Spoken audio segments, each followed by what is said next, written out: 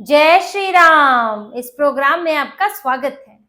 बात करते हैं महाराष्ट्र में राज ठाकरे और संजय राउत की, क्योंकि संजय राउत की नसीहतें शुरू हो गई हैं। राज ठाकरे, जिन्हें उद्धव ठाकरे के साथ मंच पर आए हुए 2 दिन भी नहीं हुए, संजय राउत उन्हें नसीहतें, सलाह देने लगे हैं। उनकी लॉबिंग शुरू हो गई है कांग्रेस और शरद पवार को लेकर और भाजपा विरोध को लेकर, और इसके लिए राज ठाकरे को साफ तौर पर हिदायत दे दी है। संजय राउत ने ऐसा बयान दिया है जिससे राज ठाकरे का जो कद है, जो उनका स्वाभिमान है, उसको ठेस पहुंचना लाजमी है। सामना में एक कॉलम लिखते हैं संजय राउत, रोक ठोक। उस कॉलम में उन्होंने राज ठाकरे की बीजेपी और शिंदे के साथ दोस्ती पर साफ तौर पर कटाक्ष किया है, और संजय राउत ने कह दिया है राज ठाकरे को कि अब भाजपा के साथ बातचीत नहीं चलेगी, भाजपा के नेताओं के साथ मिलना जुलना नहीं चलेगा। अब आपको पूरी तरह अघाड़ी के खेमे में आना है, पूरी तरह हमारे रंग में रंगना है, और अगर आपने उधर संबंध बनाने की कोशिश की तो वो ठीक नहीं रहेगा। संजय राउत ने देखिए क्या क्या लिखा है। उन्होंने इस रोकटोक कॉलम में लिखा है कि राज ठाकरे और उद्धव ठाकरे की राहें, राजनीतिक राहें पूरी तरह से अलग हो गई थी, लेकिन जब स्प्लिट हुआ, जो कि अमित शाह के कारण हुआ, यानी कि जब भाजपा से उद्धव ठाकरे की पार्टी अलग हुई, उन्होंने अमित शाह को कारण बताया है। अब उन्होंने ये नहीं बताया कि क्या उद्धव ठाकरे को सीएम बनने की चाह पैदा नहीं हुई थी, क्या वो कम सीटें लाकर भी बड़ा भाई बनना नहीं चाहते थे, और इसी चाह में वो बैठ गए थे कांग्रेस और एनसीपी की गोद में। लेकिन उन्होंने लिखा है कि अमित शाह के कारण स्प्लिट हुआ, जिससे कि शिवसेना को महाविकास आघाड़ी का हिस्सा बनना पड़ा, कांग्रेस और एनसीपी के साथ जाना पड़ा। लेकिन तब राज ठाकरे भाजपा के नेताओं के साथ, शिंदे ग्रुप के साथ चाय पी रहे थे, वो दिल्ली में इन नेताओं से मिल रहे थे, जिसका फायदा ना महाराष्ट्र को हुआ, ना ही खुद मनसे को हुआ।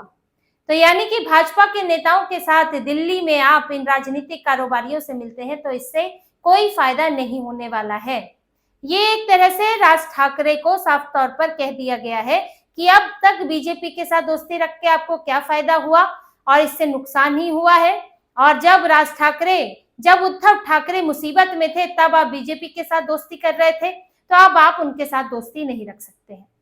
ये कॉलम 2 दिन के अंदर आ गया है, जो कि इस वक्त आना बहुत ही हैरानी वाला है, क्योंकि अभी अभी नई नई दोस्ती शुरू हुई है, अभी तो गठबंधन की घोषणा तक नहीं हुई है, तो अभी से संजय राउत ने पिंग करना शुरू कर दिया है। और ये ऐसा नहीं है कि अपनी मर्जी से कर रहे हैं, उद्धव ठाकरे को जानकारी नहीं है, लेकिन बात यह है कि उद्धव ठाकरे चलते ही है संजय राउत और उनके जैसे सलाहकारों के कहने पर। और संजय राउत ऐसा क्यों करते हैं, संजय राउत को इतनी जल्दी राज ठाकरे को हिदायत देने की क्यों पड़ी है? देखिए, इसमें संजय राउत का एक बड़ा हित है, और उसी में ही राज ठाकरे के लिए बहुत बड़ी परेशानी है। संजय राउत हमेशा से कांग्रेस और शरद पवार की लॉबिंग करते हैं, क्योंकि वो होने को तो महाराष्ट्र से हैं, लेकिन उनकी राजनीति दिल्ली की है। वो राज्यसभा सांसद हैं और उन्हें राज्यसभा की सीट अपने पास रखनी ही रखनी है। तो ऐसे में उन्हें सब पार्टियों में अपनी थोड़ी पहुंच चाहिए, और भाजपा में तो उनको कोई भाव देता नहीं है। तो यहाँ कांग्रेस और शरद पवार से भाव मिलता है। क्यों मिलता है? ताकि हिंदूवादी पार्टियों को कमजोर कर सके। इसीलिए वो एक मीडिएटर के तौर पर काम करते हैं, एजेंट के तौर पर काम करते हैं। वो भाजपा को कमजोर करना था, भाजपा शिवसेना को।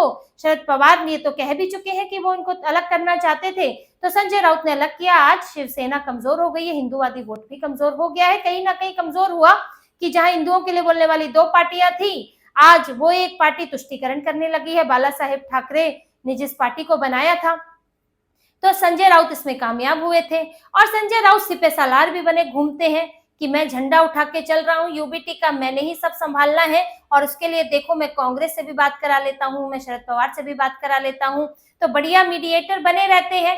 अब अगर राज ठाकरे उद्धव ठाकरे के साथ आते हैं और वो बीजेपी के साथ भी बातचीत रखते हैं, तो इसमें समस्या ये है इनके लिए कि ये एक बीजेपी विरोधी मोर्चा बनाना चाहते हैं, जो कि कांग्रेस के साथ और शरद पवार जब तक उनकी पार्टी का विलय नहीं होता है।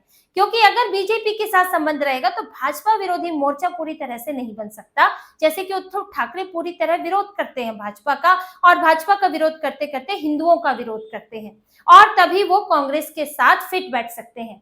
अब इन्हें राज ठाकरे को कांग्रेस के पास ले जाना है। ये संजय राउत पहले भी बोल चुके हैं कि हम इंडिया अलायंस का हिस्सा है, और हम उसी के साथ आगे भी बढ़ेंगे। ये बात संजय राउत ने एक दिन पहले ही कही है। तो आप कैसे बनेंगे इंडिया अलायंस का हिस्सा अगर आप भाजपा के नेताओं के साथ बातचीत रखेंगे? और फिर यहाँ भाजपा विरोध का मतलब हिंदू विरोध है, यानी कि भाजपा कुछ एक दूसरे मुद्दे छोड़ दे, धारावी और अडानी वगैरह, तो इनके लिए भाजपा विरोध का मतलब है जितने भी ऐसे मुद्दे आए जहां पर हिंदू हितों की बात हो या फिर जहां पर मुसलमानों के वक्फ बोर्ड जैसे अति अधिकार दिए हुए हैं उनको कम करने की बात हो, तो वहां पर विरोध करना, यही है भाजपा विरोध इनके लिए। अब ये राज ठाकरे के सामने देखिए किस तरह की चुनौती आने वाली है कि अभी वक्फ बोर्ड का ड्राफ्ट आएगा सदन में। उद्धव ठाकरे तो पहले ही चुन चुके हैं कि वो वक्फ संशोधन बिल का विरोध उन्होंने किया था। अब वक्फ बिल का ड्राफ्ट आएगा जिसमें सारे नियम उसके अंदर लिखे होंगे, डिटेल में उसको पेश किया जाएगा। अब इस ड्राफ्ट का उद्धव ठाकरे की पार्टी तो विरोध करेगी ही, लेकिन राज ठाकरे से भी पूछा जाएगा, भले ही उनके सांसद नहीं है लेकिन सवाल तो उठेगा। उनसे भी पूछा जाएगा कि वक्फ संशोधन बिल पर उनकी राय क्या है, वक्फ ड्राफ्ट पर उनकी राय क्या है, तो उनको भी विरोध करना पड़ेगा, वरना उद्धव ठाकरे के साथ चल कैसे पाएंगे। आए दिन बांग्लादेशियों का, पाकिस्तानियों का मुद्दा उठता रहता है। पहलगाम जैसी घटना भी हुई है, तो राज ठाकरे को उस पर भी स्टैंड लेना पड़ेगा जब भी ऐसे मुद्दे आएंगे। और उन्हें उद्धव ठाकरे के साथ चलना है तो उन्हें हिंदू विरोध करना ही पड़ेगा, क्योंकि उद्धव ठाकरे तो पूरी तरह तुष्टीकरण में रम चुके हैं। उद्धव ठाकरे के साथ भी देखिए यही हुआ था। उन्होंने भाजपा से अलग हुए मुख्यमंत्री बनने के लिए या फिर बड़ी पार्टी बनने के लिए अलग हुए, तो गए किसके पास? कांग्रेस के पास। और कांग्रेस की सोबत ये हुई कि पूरी तरह से तुष्टीकरण सीख गए। भगवा से जो है पूरा हरा रंग उनके ऊपर चढ़ चुका है। अब राज ठाकरे जो है उनके भी फिसलने की बारी है कि वो कहां तक फिसलते हैं, और इसी के लिए तैयार कर रहे हैं उन्हें संजय राउत कि आपको बीजेपी से, यानी कि हिंदुत्व के एजेंडे से पूरी तरह हटना है। अब आप बीजेपी के नेताओं से नहीं मिलेंगे। खतरा तो ये भी है कि कहीं मिलते मिलते फिर उसी तरफ ना ढुलक जाए, ये भी डर लगता है कि अभी तो नई नई दोस्ती हुई है, तो वहां से अगर कोई फायदा मिलेगा तो उस तरफ भी जा सकते हैं, इसलिए भी रोकना है। दूसरा, इनको पूरी तरह से हिंदू विरोधी बनाना है। जब तक राज ठाकरे का जो इनका एजेंडा है, जो मूल आधार है, नहीं बदलता है, तब तक वो कांग्रेस और उद्धव के साथ फिट नहीं बैठ सकते हैं, क्योंकि बार बार इसे लेकर विवाद होगा। जिस तरह से यहाँ की सख्त राजनीति है, हिंदुत्व के आधार पर भाजपा चुनाव जीती है, पूरी राजनीति उसी तरह रही है। आज ये भाषा विवाद की बात कर रहे हैं, लेकिन कितना चलाएंगे?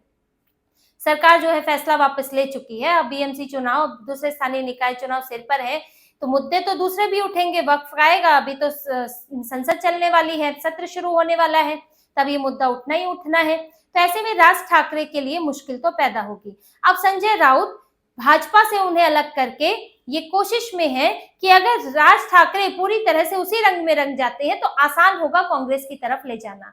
एक ही मकसद है संजय राउत का कि इंडिया अलायंस का हिस्सा रखना उद्धव ठाकरे को, क्योंकि अगर उद्धव ठाकरे अलग हो जाते हैं राज ठाकरे के साथ तो फिर कांग्रेस अलग थलग पड़ जाएगी। हिंदुत्ववादी वोट जो है वो एक तरफ हो जाएगा, चाहे वो कुछ हद तक उद्धव ठाकरे के पास या फिर वो जाएगा भाजपा महायुति के पास। कांग्रेस के लिए तो ये बिल्कुल भी हिंदुओं के वोट पाना बड़ा मुश्किल होगा। ऐसी स्थिति में न मराठी न गैर मराठी, बड़ा मुश्किल होगा। सिर्फ मुसलमान वोट जो है कांग्रेस उसको मिल पाएंगे। और शरद पवार की भी क्या स्थिति होने वाली है अभी पता नहीं है, उनकी पार्टी तो विलय के ही मोड में चल लग रही है। तो इसीलिए संजय राउत, जो कि कांग्रेस के गलियारों में घूमते हैं, शरद पवार को राजनीतिक गुरु मानते हैं, तो वो संजय राउत को इस काम पर लगा दिया गया है कि टूटने नहीं देना है गठबंधन। क्योंकि अभी तक इतनी कोशिशें नहीं की थी संजय राउत ने। उद्धव ठाकरे तो पहले भी बोल रहे थे बीएमसी अकेले ही लड़ेंगे, कांग्रेस भी कुछ ऐसे ही मूड में दिख रही है, लेकिन अचानक से संजय राउत के बयान आ रहे हैं इंडिया अलायंस का हिस्सा है, इंडिया अलायंस का हिस्सा है। क्यों आ रहे हैं ये बयान? राज ठाकरे की जब भी बात होती है, चुनाव लड़ने की बात होती है, वो इंडिया अलायंस का हिस्सा बता देते हैं। क्या राज ठाकरे खुद चाहते हैं कि वो इंडिया अलायंस का हिस्सा बने? तो देखिए ये बड़ी मुश्किल है इस वक्त। ये एक साथ स्टेज पर आके तालियां बज गई, मोबाइल की लाइट जल गई, कुछ एक भाषण दे दिया, वो एक अपनी जगह है। लेकिन संजय राउत की जो राजनीति है, अपने आप को सेट करने की राजनीति, उद्धव ठाकरे और इंडिया अलायंस के बीच में, कांग्रेस और शरद पवार के बीच में एक ब्रिज बनने की, अपना महत्व बनाए रखने की और किसी तरह राज्यसभा की सीट बचाए रखने की जो कोशिश है, उसमें राज ठाकरे भी लपेटे में आने वाले हैं। उद्धव ठाकरे का क्या हाल हुआ है ये दिख रहा है, और अब राज ठाकरे की बारी है। इसीलिए उनकी पार्टी में भी इस बात की चर्चा तो है ही कि आगे हिंदुत्व के मुद्दे पर क्या करेंगे, क्योंकि महाराष्ट्र में आप भाषा के मुद्दे पर कितना आगे बढ़ पाओगे। अब जब भी भाजपा भी मैदान में आएगी और बात होगी ऐसे मुद्दों की, तब आपको स्टैंड लेना पड़ेगा। उद्धव ठाकरे के साथ चलते हैं कि आप अपना अलग स्टैंड रखते हैं, देखना होगा। अगर आप हिंदुत्ववादी स्टैंड रखते हैं तो फिर उद्धव को मुश्किल होगी और कांग्रेस को मुश्किल होगी। तो ये आने वाली राह आसान नहीं है, बड़ी कांटों भरी होने वाली है, और उसमें भी संजय राउत के साथ चलते हुए मैनेज करना तो और मुश्किल है। इसीलिए इस गठबंधन में अब पेच फंस चुका है। तो ये सारी स्थितियां इस वक्त महाराष्ट्र में चल रही है। संजय राउत अपने काम पे लग गए हैं। जिस तरह उद्धव ठाकरे को बदला था, अब राज ठाकरे को बदलने की कोशिश है। अब राज ठाकरे के ऊपर है कि वो क्या फैसला लेते हैं। लेकिन इस कंफ्यूजन में, इस पूरी जो उलझन है, उसमें सबसे ज्यादा जो है इनके कार्यकर्ता समर्थकों पर असर होने वाला है, क्योंकि जिस तरह से यूबीटी के कार्यकर्ता समर्थक जो है कंफ्यूज हो गए थे, अब वही राज ठाकरे के साथ स्थिति बन रही है। इसीलिए एक एक कदम अब राज ठाकरे का मायने रखेगा कि वो एमएनएस को आगे तो बढ़ाना चाहते हैं, मनसे को, लेकिन किस आधार पर आगे बढ़ाना चाहते हैं, किस तरह की राजनीति आगे करना चाहते हैं। तो इसी तरह की और खबरें और विश्लेषण आपके लिए लाते रहेंगे। हमसे जुड़े रहिए, सब्सक्राइब कीजिए, कमेंट कीजिए। बहुत बहुत धन्यवाद। जय श्री राम।